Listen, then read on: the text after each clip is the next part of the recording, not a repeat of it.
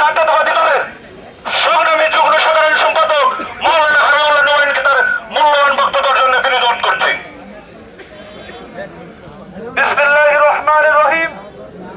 দৌলতপুর শিবালয় ধানের শীষের মনোনীত প্রার্থী জননেতা এস এ কবির জিন্না ভাইয়ের পক্ষে দৌলতপুর উপজেলা বিএনপি সকল অঙ্গ সংগঠন আয়োজিত আজকের এই মিছিল পরবর্তী সমাবেশের সম্মানিত সভাপতি দৌলতপুর উপজেলা বিএনপির বিপ্লবী